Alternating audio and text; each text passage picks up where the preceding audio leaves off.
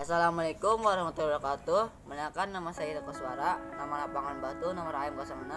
Di video kali ini saya akan menjelaskan tentang olahraga atau olahraga arus deras. Pengertiannya adalah olahraga arus deras adalah aktivitas pengurungan sungai berjeram dengan menggunakan perahu karet, kayak, kanon, serta dayung sebagai pengayuh. Olahraga ini merupakan kegiatan alam terbuka yang beresiko cukup tinggi. Namun, risiko itu dapat kita kurangi bila sebelum pengarungan dilakukan persiapan yang baik. Persiapan yang baik adalah belajar dan berlatih dengan baik secara teknis, keterampilan maupun pengetahuan. Alat-alat orad. Yang pertama, perahu karet. Di dalam perahu karet bagian-bagiannya adalah yang pertama pilau, yang kedua floor atau perahu LB, yang ketiga dek atau perahu LCR, yang keempat bearing, yang kelima pentil, yang keenam tali split line. 2. Dayung. Dayung adalah alat untuk memaju, memundurkan atau menggeserkan ke kanan dan ke kiri sebuah perahu dengan memanfaatkan media air. Dayung harus kuat, ringan, dan berwarna cerah sehingga apabila masuk ke dalam air dapat mudah terlihat dari permukaan. Ukuran dayung tergantung dari ukuran diameter dayung yang digunakan. Bagian-bagian dayung yaitu blade, batang, grip. Yang ketiga yaitu pelampung. Pelampung merupakan alat keselamatan pada olahraga ini karena tidak semua peminat olahraga ini bisa berenang. Kegunaannya yaitu untuk mengangkat tubuh kita dari arus yang bergejolak.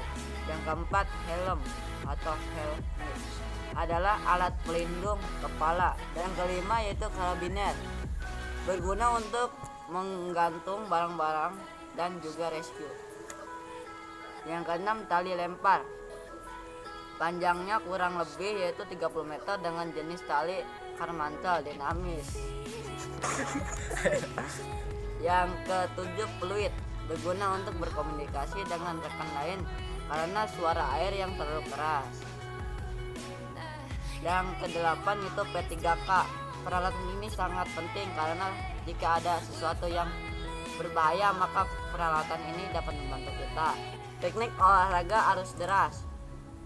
Yang pertama, teknik mendayung. Teknik mendayung terbagi menjadi dua yaitu teknik OAR dan teknik pedli. Kedua yaitu posisi duduk. Posisi duduk terbagi menjadi dua yaitu cowboy atau American style dan ladies atau British style. Teknik dayungan terbagi menjadi dua yaitu dayung mundur dan dayung maju. 3. Dayung tarik atau draw kanan. 4. Yaitu dayung tarik atau draw kiri. 5. Dayung pancung atau kanan. Mungkin hanya itu yang saya dapat sampaikan, kurang lebihnya mohon maaf. Sekian, terima kasih. Wassalamualaikum warahmatullahi wabarakatuh. Assalamualaikum warahmatullahi wabarakatuh. Perkenalkan, nama saya Ida Koswara, nama lapangan Batu, nomor AM06. Kali ini saya akan menjelaskan tentang high angle rescue atau safety dan safety.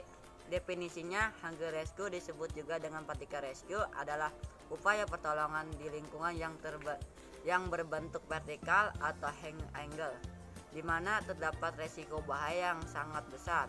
Tujuan hang rescue adalah sebagai teknik evakuasi pada tempat yang memiliki perbedaan ketinggian. Peralatannya yaitu yang pertama, tali karmantel.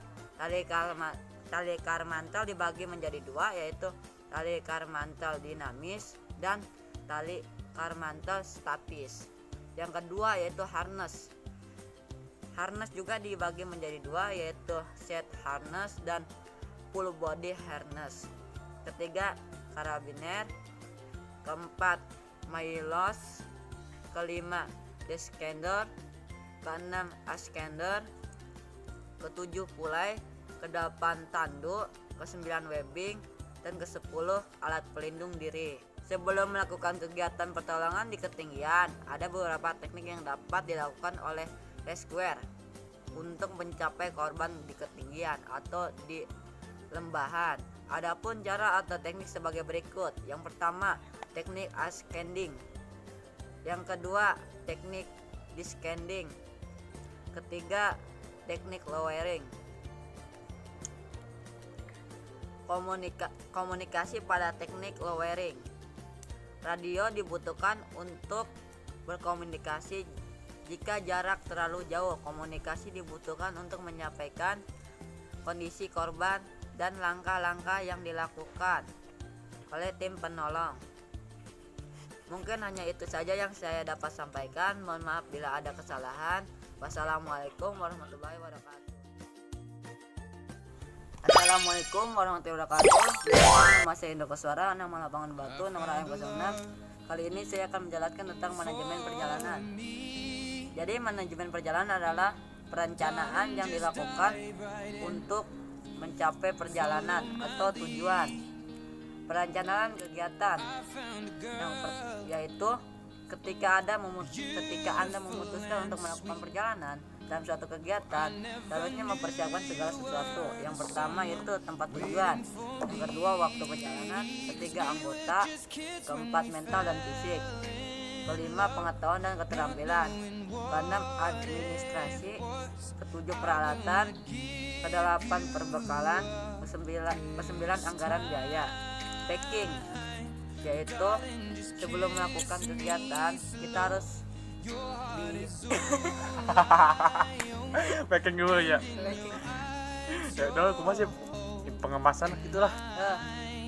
Packing yaitu persiapan dalam segala bentuk. Yang pertama yaitu persiapan pembekalan, persiapan perencanaan. Jadi packing itu sangat penting karena peralatan-peralatan yang kita sudah list atau kita sudah siapkan harus sesuai.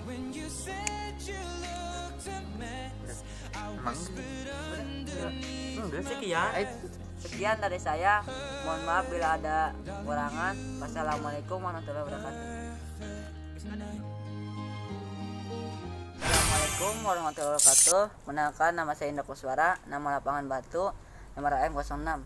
Di video kali ini saya akan menjelaskan tentang keorganisasian dan kepemimpinan. Yang pertama, keorganisasian. Pengertiannya adalah sebelum kita masuk pada organisasi, misalnya kita baik itu organisasi kepemudaan, organisasi sosial, siswa dan sebagainya, kita harus mengetahui maksud dan tujuan dari keorganisasian. Itu di dirinya yang biasanya tergantung di AB atau ART-nya. Setelah kita yakin dapat bekerjasama, maka barulah kita gabung untuk menjadi anggotanya. Untuk itu di sini mencoba untuk menguraikan tentang koordinasian yang mudah-mudahan dapat menambah wawasan kita semua. Pengertian umumnya yaitu merupakan wadah dari sekumpulan orang yang mempunyai tujuan bersama dan sengaja bekerja sama untuk mencapai tujuan dan keinginan bersama.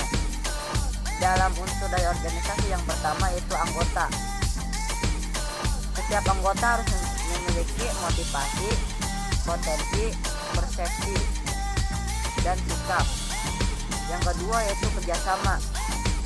Kerjasama dapat berjalan apabila ada kesadaran dari orang atau anggotanya untuk bersama dalam usaha mencapai tujuan bersama. Prinsip-prinsipnya yang pertama adanya kepentingan dan tujuan yang sama, kemampuan individu yang terbatas, terjadinya proses berbagi pengalaman, memelihara hubungan sosial yang baik. Tujuan dari organisasi yang baik adalah apabila organisasi tersebut mempunyai tujuan yang jelas. Pada dasarnya tujuan organisasi adalah merupakan sesuatu yang ingin dicapai yang biasanya dinyatakan sebagai formal. Fungsi organisasi adalah suatu maksud dan tujuan organisasi ada 4. Organisasi Yang yaitu fungsi organisasi. Di dalam fungsi organisasi terdapat 4 fungsi. Yang pertama planning atau perencanaan. Yang kedua organizing atau pengaturan. Yang ketiga actuating atau menggerakkan. Yang keempat controlling atau pengawasan. Terus selanjutnya tujuan organisasi. Tujuan organisasi akan diatur sesuai dengan bidang gerak organisasi.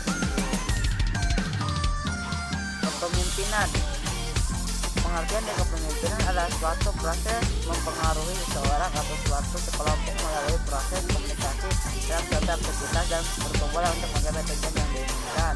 Pengertian pemimpin adalah pelaku utama sebuah proses organisasi, karena sebuah organisasi memiliki pemimpin baik itu ketua umum, ketua dewan pengurus, ketua bidang dan lain-lain. Tugas pemimpin menurut James A. Ponston, tugas utama seorang pemimpin adalah pemimpin bekerja keras dengan orang lain. Pemimpin adalah tanggung jawab dan mempertanggungjawabkan. Pemimpin menyeimbangkan pencapaian tujuan dan prioritas. Mungkin hanya itu yang saya dapat sampaikan. Mohon maaf bila ada kekurangan. Wassalamualaikum warahmatullahi wabarakatuh.